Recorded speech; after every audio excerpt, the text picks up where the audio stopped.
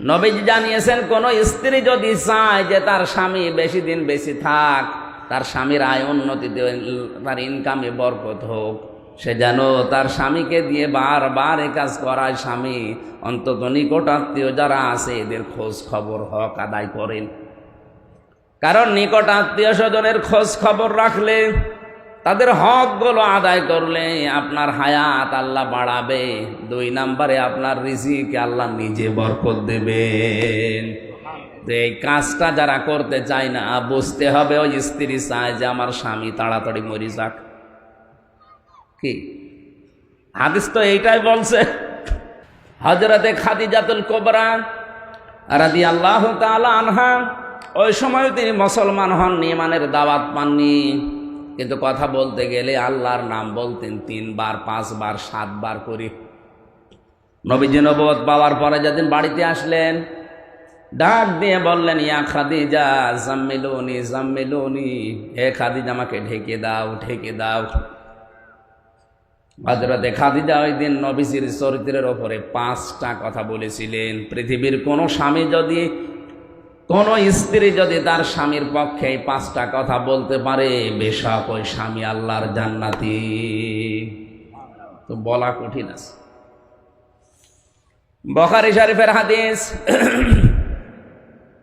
হযরতে খাদিজাতুল কুবরা সর্বপ্রথম নবীজিকে জানিয়েছিলেন, আল্লাহি কাল্লা লা ইউখজি কাল্লাহু আবাদান। শব্দের দিকে খেয়াল করুন। হযরতে খাদিজা বললেন, আল্লাহি আল্লাহর কসম, কাল্লা কখনো না, লা ইউখজি কাল্লাহু আবাদান, কখনো আল্লাহ পাক আপনাকে অপমান অপদস্থ ভয় ভীতি দেখাতে পারেন না।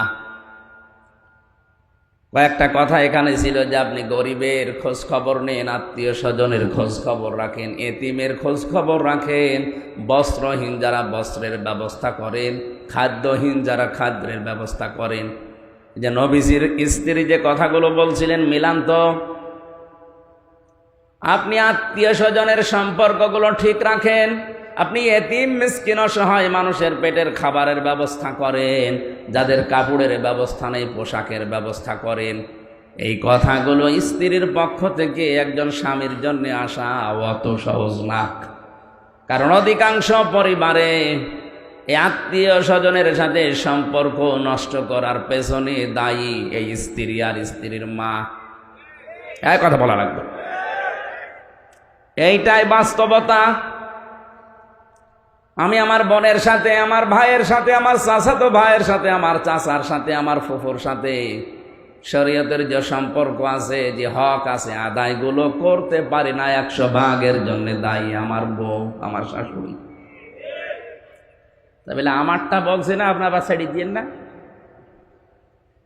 এরকম হাজারো পরিবার দেশে আছে না নেই?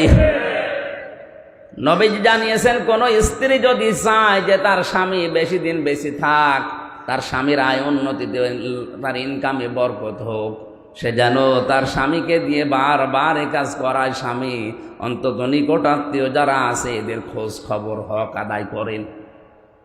কারণ নিকট আত্মীয় স্বজনের খোঁজ খবর রাখলে, তাদের হকগুলো আদায় করলে আপনার হায়াত আল্লাহ বাড়াবে। 2 নম্বরে আপনার রিজিকে আল্লাহ নিজে বরকত দেবেন। এই কাজটা যারা করতে চায় না, বুঝতে হবে ওই স্ত্রী চায় যে আমার স্বামী তাড়াতাড়ি মরি যাক। কি হাদিস তো এইটাই বলছে। মা বোন যারা এসেছেন মনে করছেন নামাজ পড়ি রোজা করি কালো বোরকা পরে ঘুরি, আমি জান্নাতে যাব না, যাবে কে? আহা, 2 জন মানুষকে এই পৃথিবীতে বড় বড় 2টা পুরস্কারের ঘোষণা আমরা জানি। হযরতে খাদিজাতুল কুবরাকে আল্লাহ সালাম দিয়েছেন জীবিত অবস্থায়, আর হযরতে আসিয়াকে আল্লাহ জিন্দা অবস্থায় জান্নাতে ঘর দেখিয়েছেন। এই 2 জন মহিলার পুরা জীবন আমি পড়ে পেয়েছি। 2 জনেই আল্লাহর পুরস্কার পেয়েছেন, একজন সালাম আর একজন ঘর।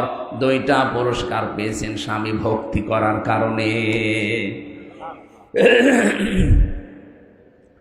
হযরতে খাদিজাতুল কুবরা রাদিয়াল্লাহু তাআলা আনহা তখনও পর্যন্ত ইমানের দাওয়াত পাননি।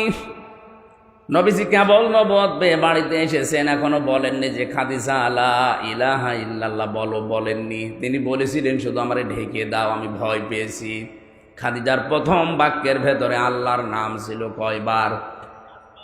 3 বার। আল্লাহি কাল্লা লা ইখজিকাল্লাহু আবাদান, কখনোই নয়, আল্লাহর কসম আপনাকে আল্লাহ অপমান অপদস্থ করতে পারে না। অথচ খাদিজা তখনও মুসলমান হননি।